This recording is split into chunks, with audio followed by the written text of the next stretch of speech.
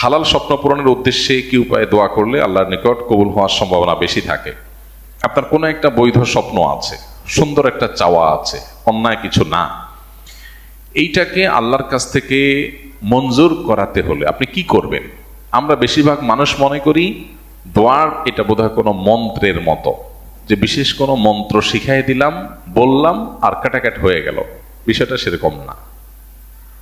দোয়ার যে কনসেপ্ট, এটা আমরা অনেকে পরিষ্কার না জিনিসটা কি আসলে। দোয়ার কনসেপ্টটা হলো, আপনার সাথে আমার জানাশোনা আছে, আপনি আমার কাছে একটা জিনিস চাইলেন, কখন চাইবেন, চাইলে আমার মন মেজাজ ভালো থাকবে, এটা আপনি বুঝে বুদ্ধিমত্তার সাথে আপনি তখন চাইলেন।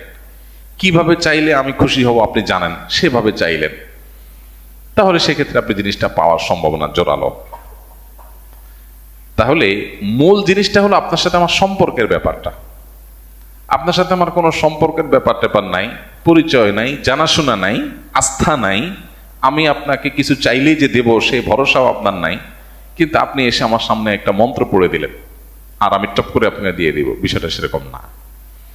দোয়ার কনসেপ্টটা হলো আল্লাহ সুবহানাহু ওয়া তাআলার কাছে আমরা চাইব, কিন্তু আল্লাহর কাছ থেকে চেয়ে যেন পাই তার জন্য আল্লাহর সাথে একটা সম্পর্ক আমাদের থাকতে হবে, ইমানের মাধ্যমে, নেকামলের মাধ্যমে, তাকওয়ার মাধ্যমে। যখন একটা সম্পর্ক তৈরি হবে তখন আল্লাহর কাছে এবার দোয়া কবুলের সময় কখন, কোন ভাষায় দোয়া করলে দোয়া কবুল হয়, দোয়ার জন্য কি পলিসি অবলম্বন করতে রাসূল সাল্লাল্লাহু আলাইহি ওয়াসাল্লাম নির্দেশ করেছেন, শিখিয়ে দিয়েছেন, সেগুলো করা, আগে দুরূদ পড়া, আল্লাহর প্রশংসা করা, বৈধ লিগ্যাল জিনিস চাওয়া, দোয়া কবুলের সময়ের ভিতরে জুমার দিন আসরের পরে দোয়া কবুল করা, তারপরে যায় আজানের সময় দোয়া কবুল হয়, আজানের কতের মধ্যবর্তী সময় দোয়া কবুল হয়, বৃষ্টির সময় দোয়া কবুল হয়, পাঁচ ওয়াক্ত নামাজের পরে দোয়া কবুল হয়, তাহাজ্জুদের সময় দোয়া কবুল হয়। দোয়া কবুলের বহু জায়গা আছে, বহু স্থানকাল পাত্র আছে, 30-40টা প্রায়।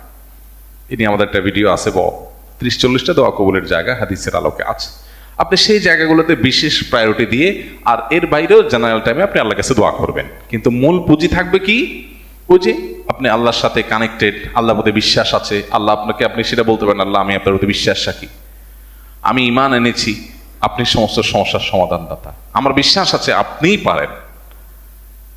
আল্লাহর কাছে সেভাবে যখন উপস্থাপন করবেন তখন সেটা পাওয়ার সম্ভাবনা থাকবে। আপনার কোনো লিগ্যাল বা বৈধ কোনো জিনিস যেটা অন্যায় নয়, অন্যায্য নয়, পাপের বিষয় নয়, সেটা যখন আল্লাহর কাছে চাইবেন, এই যে আল্লাহর সাথে সম্পর্ক বিল্ড আপ করার চেষ্টা করবেন ঈমানের মাধ্যমে, তাকওয়ার মাধ্যমে, পাশাপাশি সুন্দর করে দুরূদ পড়ে, আল্লাহর প্রশংসা করে, কাঙ্ক্ষিত জিনিসটা পেশ করে তারপর আল্লাহর কাছে চাইবেন।